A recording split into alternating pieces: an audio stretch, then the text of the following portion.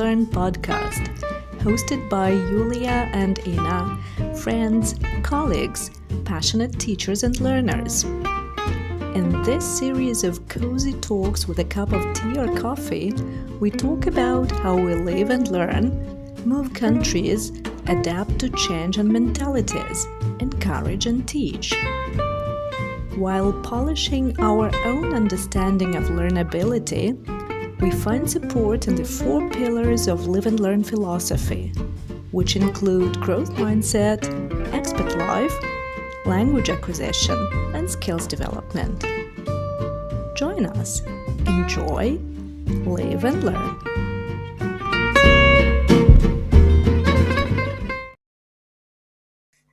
Hello and hi. Happy to see you smiling and relaxed, and it looks like you've done something extraordinary and you can relax now. What is it? Well, I know because I read your Facebook page. And I invite everyone to do so as well, because the posts are informative and worth being read. And so what I read gives me this impression as well, that you've done something so immense, so enormous, that now you can finally relax. What is it? Please share it with us. I would refer all the people to the LinkedIn page, but this is where I keep my professional record track.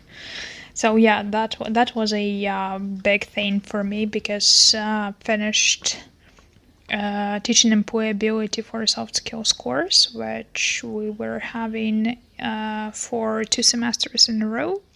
So there are 2 modules in this course that I was teaching. So the first was the employability and business communication. The second is employability and soft skills. We had the examination, which was a project presentation by groups in the distributed virtual teams, with the project management, with the research, with the survey, and that was an amazing day for me. What about the students who were taking the exam? Was it as amazing for them? How do you feel? So we built the exam in this way that students had an opportunity to present their work together. Then they moderated Q&A session by themselves.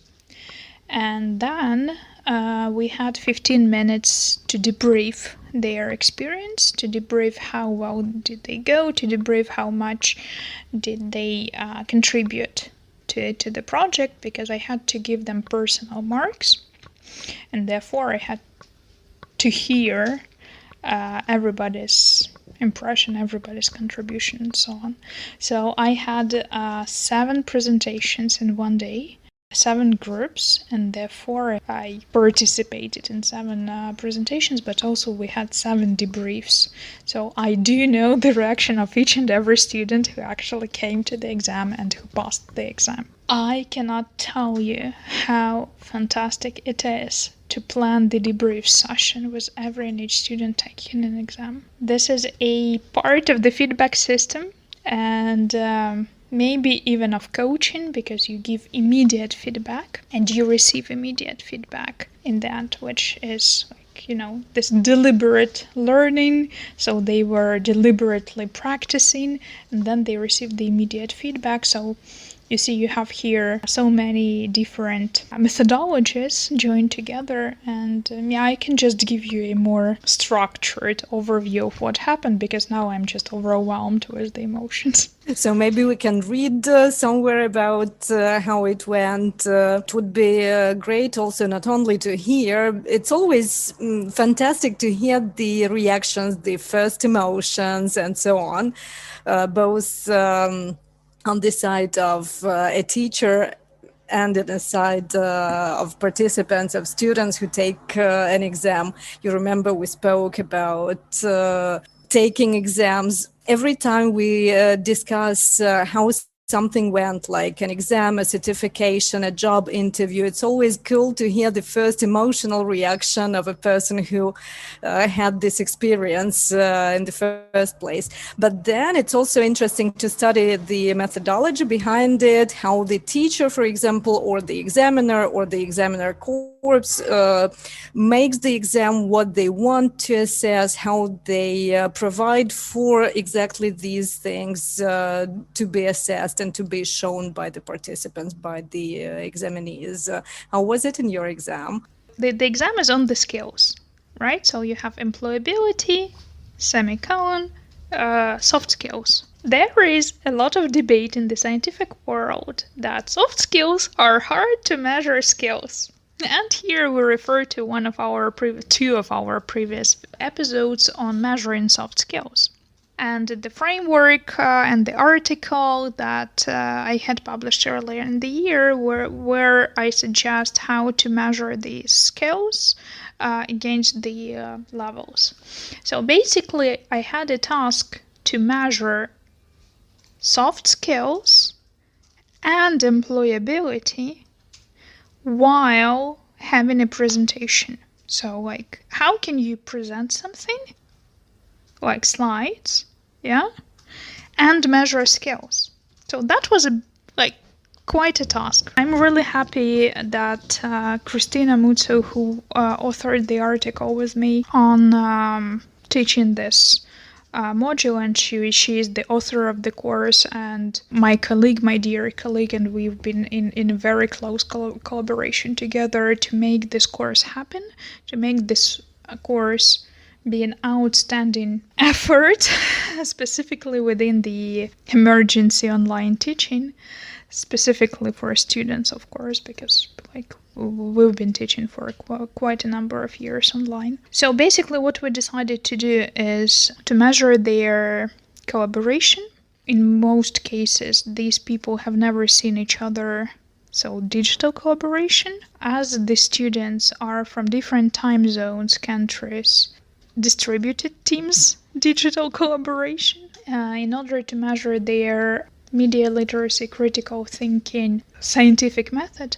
So we created the task for them to research, and in order to measure their effectiveness, self-management, team management, product management, they had a project to formulate. So basically, every team first created a team. So the first task was to get to know each other, to get people on your team, to build trust, to learn who they are, to have a couple of meetings. We specifically had there the cultural competencies, so they were trying to discuss their identities, their personalities, and actually create a working stable team which is ready to do any project they may come up with. So we started back in April, I think, to create the team so that people are getting to know each other, right? So that was like extra asynchronous, extracurricular meetings for them, but their task was to create a team. So they were learning at the time the team members, what kind of team roles do you have in the team, and so on. And they were trying to learn what kind of the strengths, weaknesses do they have, can they offer to the project, not even knowing the topic. So they were trying to create a team for the sake of being effective together and knowing what to expect one from another. So then a couple of weeks later, they had to choose to brainstorm which topic would they want to do. And basically they did the prioritization tasks. So they brainstormed all the topics they want to do within the soft skills. So they had to choose one soft skills to focus on. And so they somehow prioritized, discussed, debated pros and cons, which they want to go deeper because they are good at them, at this skill, or maybe because they want to learn more within this specific skill to do the research, practice, and so on and so on. Then we had our course going on and topics coming in and going by, but their task was to obviously search the the white papers from Deloitte, McKinsey, LinkedIn Learning, Burson Academy, everybody who keep on discussing how skills and competencies are important for the future of work, for the future job, for the job market 4.0 and so on, that now with this paradigm shift, it is absolutely inconceivable what their job will be in 4 years when they graduate, that they understand that the skills would be the foundation rather and then they could choose any specialization they might ever want to. So they did this research. Some of them went deeper and studied academic sources, of course. And then they had to understand what their skill that they chose is and isn't. So to find the official definitions, categories, what they constitute, and so on, so on, so on. And then to find ways how to measure adaptability, time management, conflict management, creativity, critical thinking, whatever they chose. And basically, in order to do that, they came up with a list of different psychological tests, maybe career preparedness tests, or interview questions, job interview questions, right? So that they can understand what is the scope of the questions that might constitute the answer, how good are you at this skill. So they created a survey to ask their first year students, well, basically their task was to understand how well prepared or well mastered or well polished their skill is and how well it influenced their employability level. So they created their own questions, they sent the polls, they received different number of answers depending how many people wanted to collaborate. And then when I asked so how's your meeting going up? What's your stand-up results and so on? How many people answered and so on? They started saying, oh, not a lot of people were answering. Okay, how many have you answered? Well, you guys in the same boat. You need to, if you want to collaborate, if you want other people to do this, just write a message. I'm happy to give you my answers. Here is my questions, right? So they try to find ways to persuade, to create this flow of the surveys.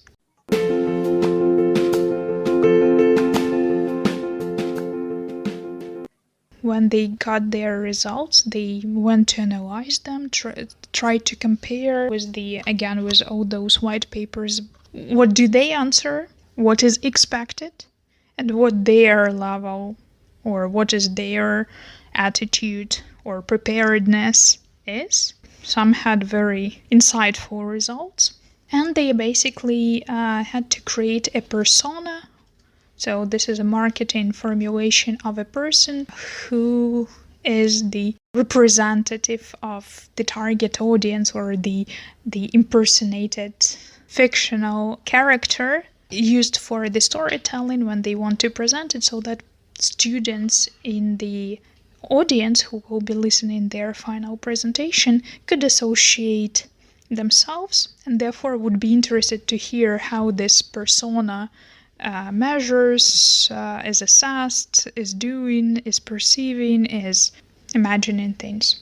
So this is the situation, this is the persona, this is what he knows or she knows, practices, what their skills, knowledge, and attitudes toward the skill, and how this increases or impacts the chances for the employability of the dream job, right? We're not talking just any job.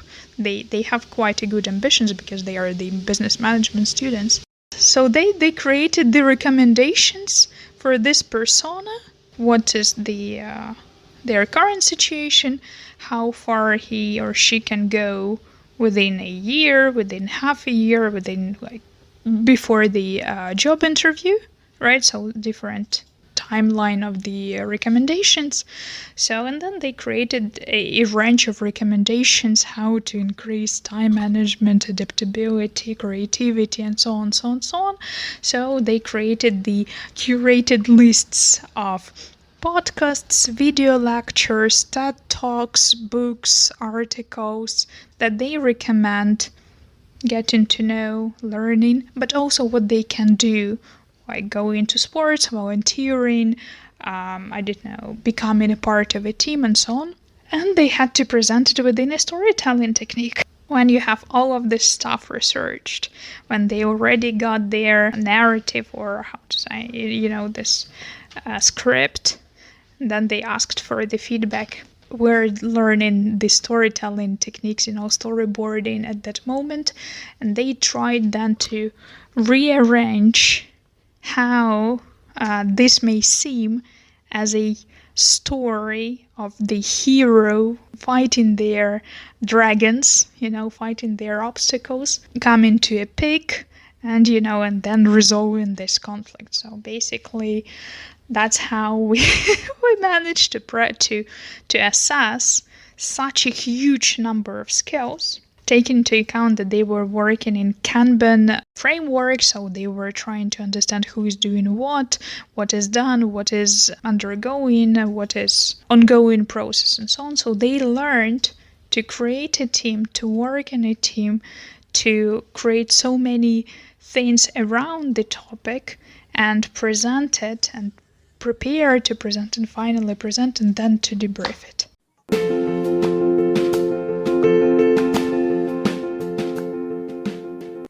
It sounds beautiful. What I hear in your piece of storytelling is that there was learning and meta-learning going hand in hand, actually one unimaginable without the other, as well as assessing the skills. There were from 3 to 4 maximum people in a team, and they were researching one skill per team. They did research on a methodology statistics, and then they created a survey on assessing their whole first year status. So like 30, 40, 50 people who turned in the surveys that they were able to analyze then.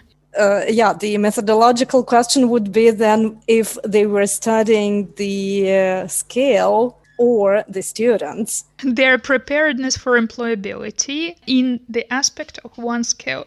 You mentioned that pretty clearly. What I'd like to understand better is whether within that methodology that was already there, that they were studying in papers, was already this skill that a given team was studying. Those white papers that they were referring to, they were saying just like the World Economic Forum competencies, and they say, so these are competencies most needed by 2025, by 2030, or McKinsey says 56 foundational skills. There are skills, for example, in time management, there is punctuality, there is like working with the digital applications, knowing that techniques, knowing, tomato technique or 15 minutes and so on. As students doing their research work, studying the materials, doing a survey with first-year students, they were gathering quite a lot of information and learning how to assess and then to do that project based on what they assessed and researched. As teachers assessing their skills in this exam, what methodology did you use, and how similar or how aligned could that be with the methodology of the research that students were using getting ready for the exam? Our main aim was to make sure that our students are prepared to project work in distributed teams within the deadlines, taking the lead, delegating the tasks, and are able to go through a number of the sources critically and to deliver a project within the deadline and the scope of the given task. So basically, we were measuring how this project can be a simulation of the real work environment. Mm-hmm. According to which levels did you apply your approach to assessing skills, evaluating skills, measuring skills across the levels? Yeah, so as we are talking about the university level students, so they already have their awareness, they already have started their acquisition, and they spend the whole year being focused on the a portfolio of skills and what they constitute and how to improve and so on and so on. So the first two levels were far complete, already complete. And then the application and a level that we were saying was already there, right? So they were applying several skills, methodologies, tricks, and so on. And the evaluation, which is already the next level skill. So they already showed that they can evaluate the survey and see how the students are prepared to the employability to their dream job. So basically and creation, right, the top level. So they already were creating their survey by themselves, their Kahoot for engaging with the audience during the presentation. So they were creating their Kanban boards, they were creating their analytics from the research and the presentation itself. So basically all the levels were there. Can you say that by default, if students have done this course and have arrived at the moment of taking their exam on this course, they by default are already there at the creativity level? You would never say that because you don't know how much students have invested their time, effort into this project. Like they're capable of showing this level, but it's not said that they necessarily will have done that by the time of the exam and they need to prove. I imagine that those people who would come and say, I'm unprepared, they wouldn't be assessed as the exam, as obviously this project, this team would not be functional. Those who came by the timeline, by the deadline, with the product to present, with the teamwork to present, and to debrief how much time, effort did everybody put, how much impact did their work had on the teamwork, how did they collaborate and so on. So this was the biggest, debrief feedback part to assess, right? So that I could see every person's engagement and every person's contribution and valuing the teamwork and how do they feel about it, right? So what's the inner team dynamics and team final feeling? Because when they are cheering and when they are saying like, yes, everything went as we wanted, we presented, we engaged the audience, we learned, we worked through, we had some kind of mismatches and so on, and we actually made it. Well, what else would you want as a teacher of employability for soft skills? That is a good question. What else would you want as a teacher of employability skills? I would want to repeat the course to see how it goes the second, the third time. I think I would want to use different digital tools because I'm always in search, and Christina, who's my partner on this course, she's so into finding new and new digital collaboration tools, and she's just like a huge expert in that. I would also think that the next level of the complexity is hybrid teams, if and when our universities go on campus, what would be the actual efficiency of some people working in the class and some people working from India, from Korea, from China, from Indonesia, from America, from France, from Italy, and from, Bulgaria, for example. Would that be possible? Would that be as efficient? Would they make their teams as efficiently? Because basically this is what we're having in the real work environment at the moment, and teams working as they are. Yeah, and that would be a reflection of the real world of office work, of corporate world. Yeah, absolutely. That would be really curious to see. Yes, and I think I would be probably asking for more specific skills. So within creativity, which specific skill within time management, which specific skill, within EQ, which specific skill, so that they would go even deeper into one or two, I don't know, like into more detailed thing.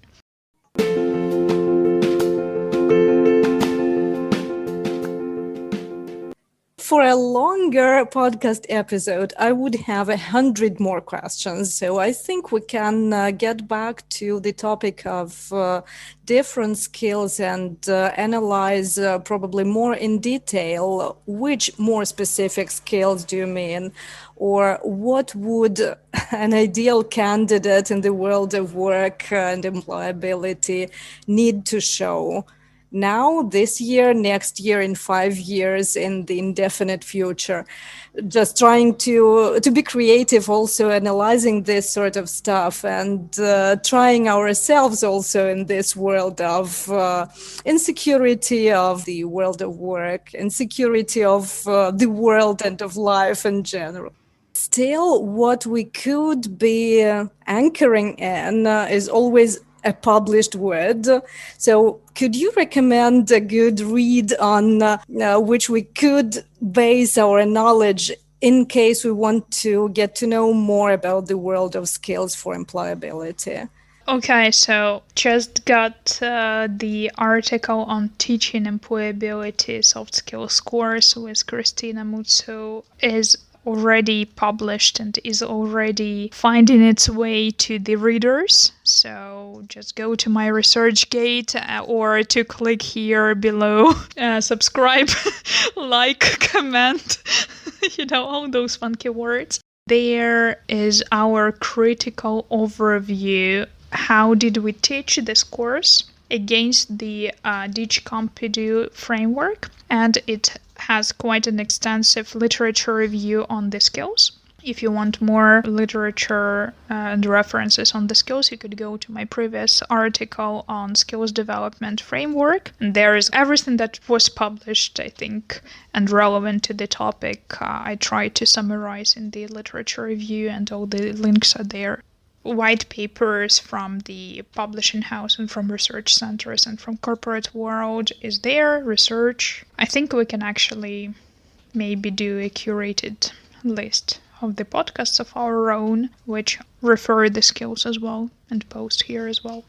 Yeah, we will definitely do this. And thank you for this really valuable word, a new word in the world of skills assessment, measuring skills, skills for employability. It is something that does not seem obvious to many, but will definitely be valuable. It's like when you don't know what to look for, you will never find.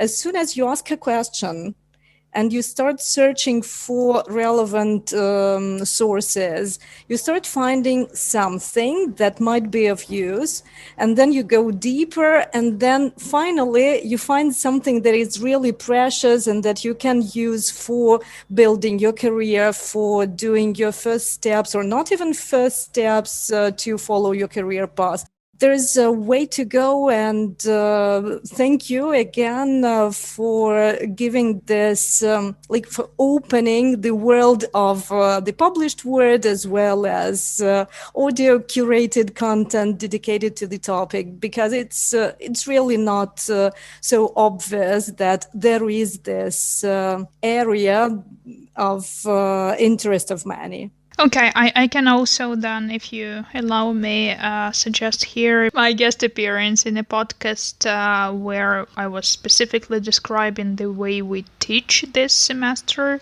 employability soft skills. I think somewhere around 45 minutes is there, so like huge podcast there. And also the conference that we had in April by Gile, the conference on skills development, and the journal of skills development is out there. You're welcome to join our journal as an author, as a editor, editorial assistant, as a social media assistant. We're always getting our team bigger and stronger, and we have published the proceedings of the conference, so you can read the proceedings of those presentations. In October, we're going to have another conference, so just stay tuned and, get all the information fresh and crispy. And so, live and learn. And live and learn.